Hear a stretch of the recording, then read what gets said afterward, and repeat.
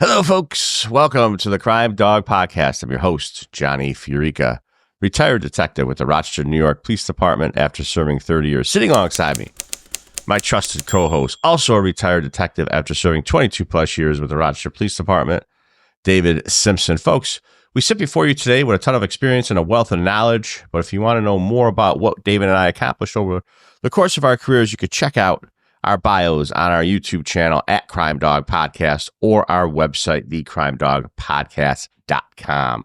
David, welcome to the Crime Dawg Podcast, brother. Happy to be here as always, Johnny.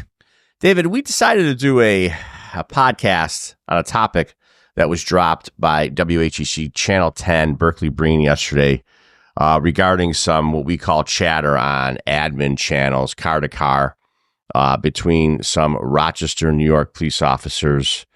I don't know why the story was done. And in full disclosure, I like Berkeley. For the most part, I like him, and I think that he does a pretty good job. I don't think he's part of that Rochester gotcha media, if you will. But I this seemed like out of pocket for him, and I don't know why he did it, but he did it.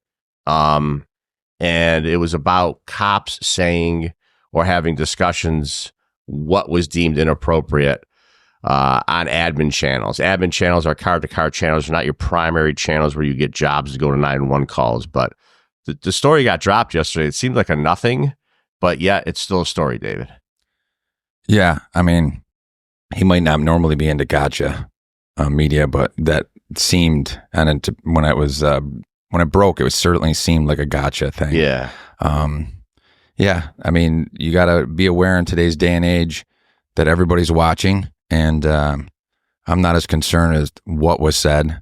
It's more, you just got to be careful of when you're saying things, and that Big Brother's always watching in today's technology world.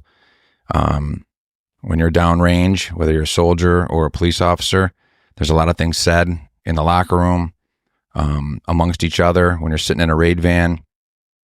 That is humor, and it's meant as team building, and it's your brothers and your sisters, and it's humor. And this was just maybe a poor choice using that medium to converse because other people could hear it. That's pretty much my take on it. Yeah, we knew this story was going to drop. We had information that it was going to come out. We didn't think we were going to be doing a podcast on it, but here we are today because at the end of the day, we talk about our camaraderie with our brothers and sisters in blue. This one hit home because it's our home jersey with the RPD. Look, at 5% of me says, you know what, these younger officers, we call them kids because they are kids to us because they're so young. I've heard nothing but fantastic things about the two officers that were suspended. We have long-reaching arms still into the RPD, and when we make a couple phone calls, we could find out who these officers are and what their integrity is, and I've heard nothing but great things about the two cops. That being said, they know that they live in a society, especially in 2025, where everything is recorded, especially video, but they should have known the audio was recorded. But that being said, they're just younger guys busting chops, busting balls. There was no ill will amongst the guys. I will tell you the culture of police officers, that if officers do not like each other, the way it has traditionally been, they just stay away from each other. They don't talk to one another. Yeah, they don't talk. Yeah, they don't talk to one another. They'll go to jobs. They'll work with one another. They'll back each other up. They'll do things for one another. But that's work related. When business. It comes to, it's business. When it comes to eating lunch, they're not eating lunch together. So to me, when I listened to this audio, it was just a bunch of cops having fun like cops do. And David, you and I talked off camera. You and I worked with, as all our brother and sister officers do, white, black, Hispanic, male, female, different religions, whatever.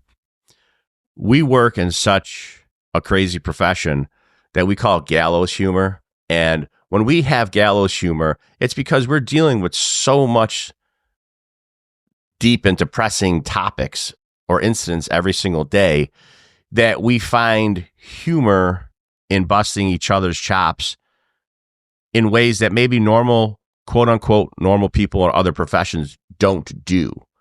And there's nothing derogatory by it. There's nothing racial by it. There's nothing mean-spirited by it.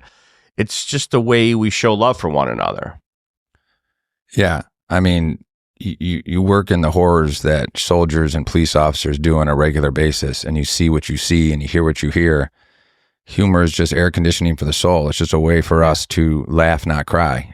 You know, when you're with your brothers and sisters, you seek out that humor and you seek out that camaraderie because it's an escape, and it makes you take off your mind off of maybe something dangerous you're about to do or something you've seen or heard that had an effect on you. It's a release. You know, it's totally normal. And if you're not, like I said, downrange, if you're not doing work like that, it's very difficult to understand. We don't work in an office setting. We don't sit in cubicles. We don't have the mundane vanilla days. There's always something going on, and humor is a regular part of the day. So all I'll say again is that you just have to be careful of who's listening, but what they did is perfectly normal, and it's healthy, and it's a release. And it's amongst people that are friends. And clearly, if you listen to that, they're tight. And, you know, I'll just say, we got a picture, you know, Johnny and I, we both did this. We sat in raid vans, geared up, doing high-risk warrants, about to take a door with guns inside, with bad guys inside that could potentially want to shoot at us or kill us. And there's tension in those vans when you're going up. And there's some nerves. And, you know, you need to quell those. You need to calm those down. And one of the ways you do that is by busting chops in the raid van. And that type of talk and humor is a regular part of the day.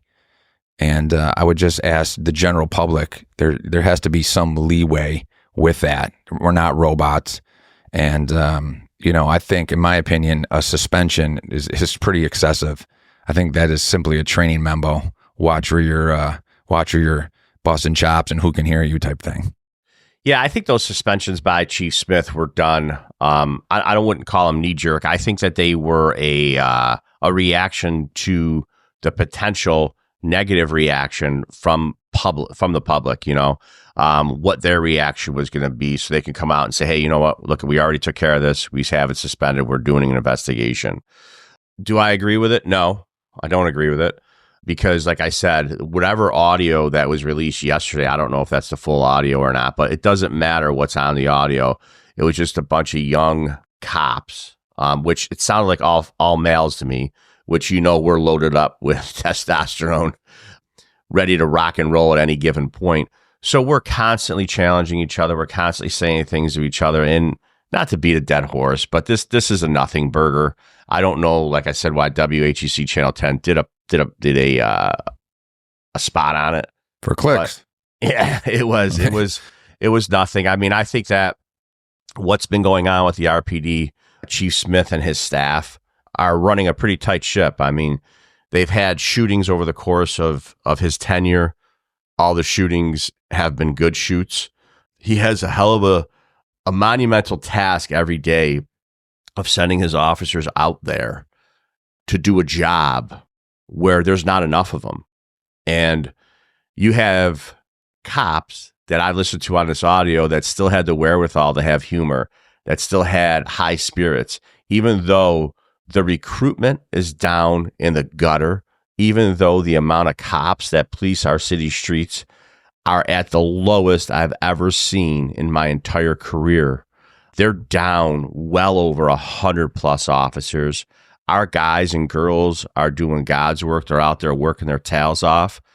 And for Channel 10 to come out and do a story like this, just to nitpick, it just goes to show you that they don't have anything right now on the RPD to be negative about. So they found this little story and dropped it yesterday.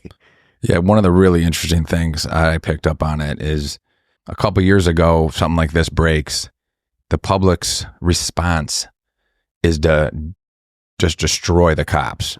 Immediately, quick, you know, no understanding, no empathy, just cops are bad. Yeah. And, you know, when I look at the comments and I talk to people yesterday, Channel 10 looks bad.